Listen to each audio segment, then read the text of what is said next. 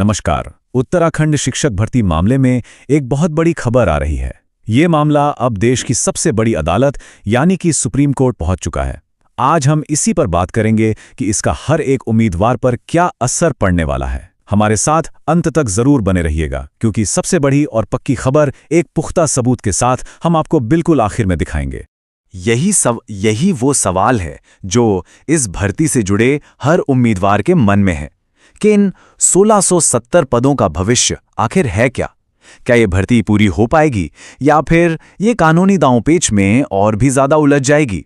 चलिए आज इस पूरे मामले की तह तक चलते हैं।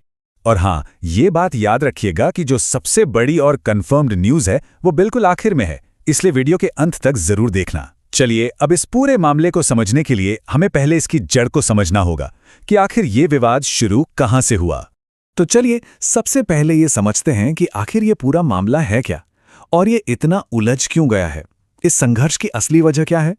ये जो नंबर आप अपनी स्क्रीन पर देख रहे हैं ना, 1670, यही इस पूरे विवाद की जड़ है। ये हैं प्राइमरी शिक्षकों के 1670 पद, जिनके लिए हजारों उम्मीदवारों का भविष्य दांव पर लगा हुआ है। और इन्हीं पदों को लेकर दो गुटों के बीच एक बहुत बड़ी कानूनी लड़ाई छिड़ गई है।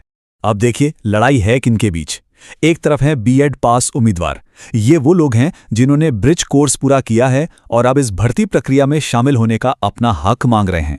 वहीं दूसरी तरफ हैं डीएलएड उम्मीदवार, जो पहले से ही इन पदों के लिए योग्य हैं और वो बस इतना चाहते हैं कि भर्ती में अब और देरी ना हो और इसे जल्दी से जल्दी पूरा किया जाए। दोनों के अपने अपने तर्क हैं और बस यहीं से सारा विवाद शुरू हुआ है। तो जब आपस में कोई हल नहीं निकला तो मामला पहुंच गया अदालत। आइए अब ये देखते हैं कि ये जो कानूनी लड़ाई है ये राज्य के हाई कोर्ट से शुरू होकर देश की सबसे बड़ी अदालत यानी सुप्रीम कोर्ट तक कैसे पहुंची।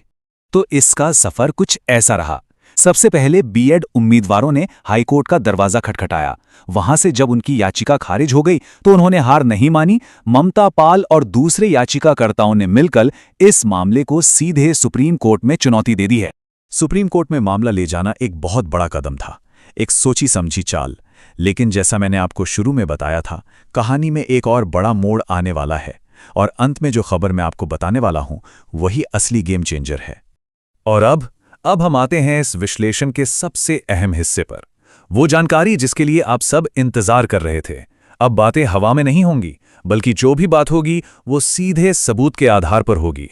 तो चलिए अब सारी अटकलों को, सारी कंफ्यूजन को खत्म करते हैं।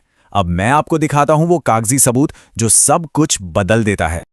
ये देखिए अपनी स्क्रीन पर, यह है वो अखबार की कटिंग जो इस पूरे मामले की पुष्टि करती है। इसकी हेडलाइन साफ साफ पढ़िए। 1670 पदों पर शिक्षक भर्ती का मामला पहुंचा सुप्रीम कोर्ट। ये कोई सुनी सुनाई बात नहीं है, बल्कि छपी हुई पक्की खबर है। तो इस खबर से चार बड़ी बातें शीशे की तरह साफ हो जाती हैं। पहली, ये कंफर्म है कि बीएड उम्मीदवार सुप्रीम कोर्ट पहुंच चुके हैं। दूसरी, उनकी मांग सीधी है, 1670 पदों पर नियुक्ति। तीसरी और सबसे अहम बात जो डीएलएड उम्मीदवारों के लिए बहुत जरूरी है, उनकी काउंसलिंग की तारीख 12 जनवरी तय की गई है। और चौथी बात, सरकार भी इस लड़ाई के लिए तैयार है और अपना वकील नियुक्त कर रही है। तो अब सबसे बड़ा सवाल यही खड़ा होता है।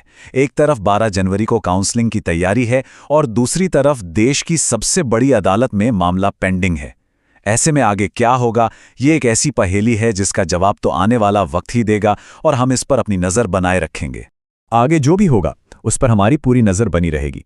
जैसे ही कोई भी अपडेट आएगा हम आप तक सबसे पहले पहुंचाएंगे। इसके लिए हमारे साथ जुड़े रहें। अगर ये जानकारी आपको जरूरी लगी हो तो इसे लाइक और शेयर जरूर करें, खासकर उन व्हाट्सएप ग्रुप्स में जहां सही जानकारी की सबसे ज्यादा जरूरत है। और हां, चैनल को सब्सक्राइब करना मत भूलिएगा।